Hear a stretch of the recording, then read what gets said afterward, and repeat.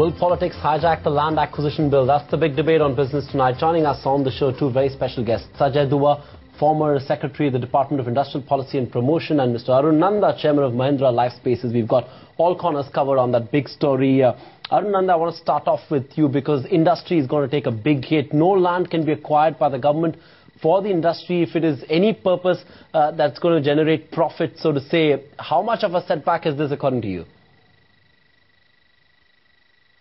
A very big setback, because land acquisition as it is was a problem, and with all those controversies is going to become a bigger issue.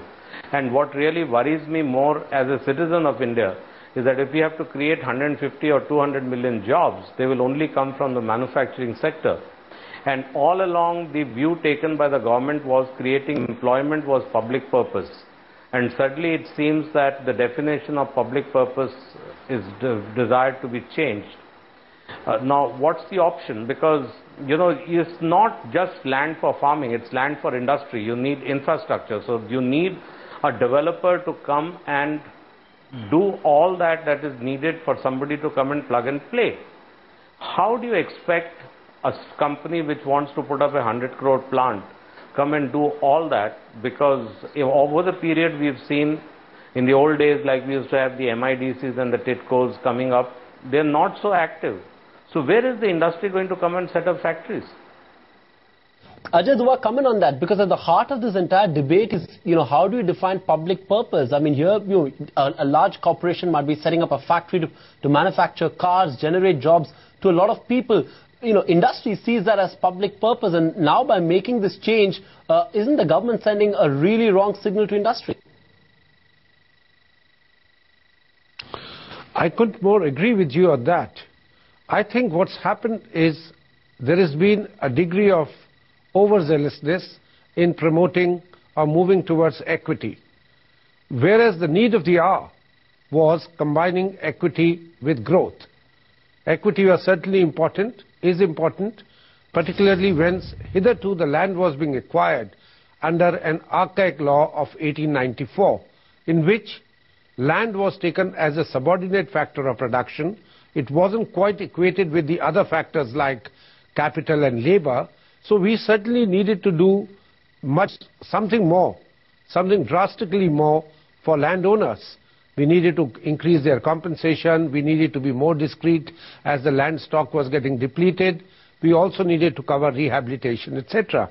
The draft law which was proposed by the government, it was a reasonable one, trying to address some of these issues. But the parliamentary committee's recommendations, which have come today, those have come as a bit of a surprise. I think they are weighing very heavily against growth and are much more equity-oriented than the country needed at this point of Dua, time. let's look at what does it mean for India Inc. today. What can India Inc. do in order to get themselves land, which is naturally a necessity for their expansion in industry? Will they have to then face the ire of state governments, because suddenly we don't have any interest of the centre in this entire? Do you think that this is actually going to increase the political haggling on the front? I think it would. Though, Shelley, I must point out, land acquisition even earlier was a state subject. Land is a state subject, except we had, besides the 1894 Land Acquisition Act, 16 other acts in the country. Mining Act was a separate one. Land acquisition for railways was separate. Land acquisition for power transmission projects was separate, etc. The parliamentary committee has recommended that let all these laws be replaced by the new comprehensive law, which will cover land for everything, including for infrastructure like railways, etc. Right. If that is correct, then I think the adverse impact is going to be significant. Industry is going to find, because industry is for profit, even though it might be for employment generation and other beneficial exports and other beneficial and pretty often in national interest when it comes to contribution to GDP. Let's get Arun Nanda's take on that. Arun Nanda, it becomes harder for India Inc. to acquire land, but I have a question. With your own experience, in the industry in general, do you think India Inc. can really buy land without the government support at some level? impossible. You can get land, but you need to get land with the infrastructure, and so you need larger parcels of land. And I couldn't agree more with Mr. Dua. I think we were probably in the past not very fair to the farmers, but we are now moving to the other extreme. You have to balance equity with growth. So the answer lies in giving a fair compensation and some amount of rehabilitation in line with it.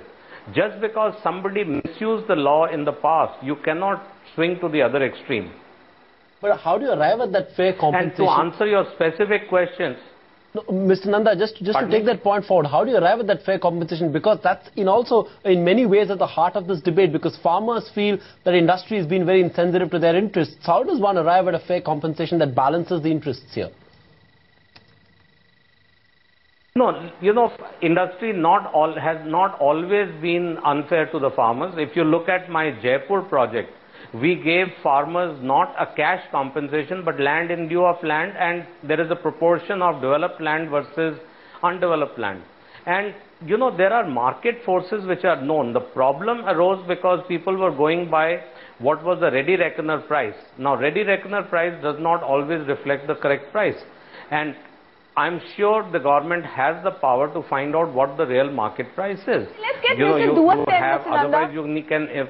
Mr. Nanda, the point that you make is a valid point, and let's just get Mr. Dua to respond to what you said, that it's not always that India Inc. is unfair to farmers. Mr. Dua, the experience that you've had with the government, what are the signals you get from them? Are they constantly looking at India Inc. with one sole objective of profit? Not quite. There are reasons to help industry for regional development, balanced development, getting sensitive, important technology-oriented industries into the country, getting industries which generate employment, etc. All those are public purposes in a way, as Mr. Nanda mentioned. The question is, if we are going to be exercising the eminent domain of the sovereign or eminent domain of the state only for public sector projects, and that too, which do not have any element of PPP, or only for infrastructure projects, then there is going to be significant slowdown of the industrial growth as well as significant slowdown in the infrastructure projects itself. Absolutely. Because we, as a conscious policy, government decided that we needed to have power projects being set up by the private sector to supplement the public effort. Fair point. There was need for more roads, more airports, more ports, and as a conscious policy we said we will encourage private sector coming in, and the government's input in most of these projects was facilitating securing of land.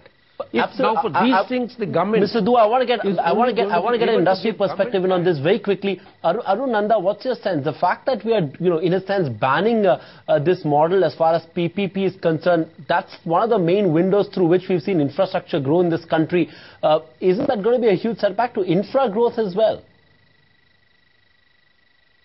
You mentioned a few minutes ago in another news item of the fiscal deficit and how the government is struggling with it.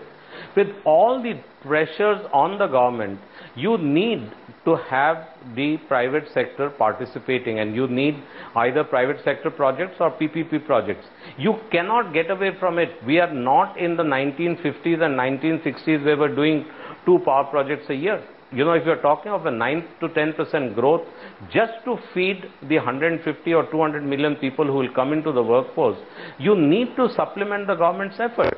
And as industry, we can bring technology, we can bring capital, we can train people. But land is a resource which is so much embroiled in so many issues. And biggest is the land mafia.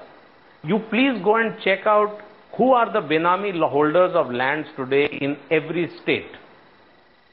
And these are people, we are very influential people. Fair point. And you cannot expect us to go and just... Fair point, fair point. Ajay Dua, I want you to have the last word in this, because sitting in Delhi, you probably understand the politics of this much better than all of us here in Mumbai. The fact that this is an issue that's seen Rahul Gandhi campaign so aggressively, the fact that this is an issue over which Mamata Banerjee won elections in Bengal, do you feel at the end of the day, politics will have its way and industry will suffer?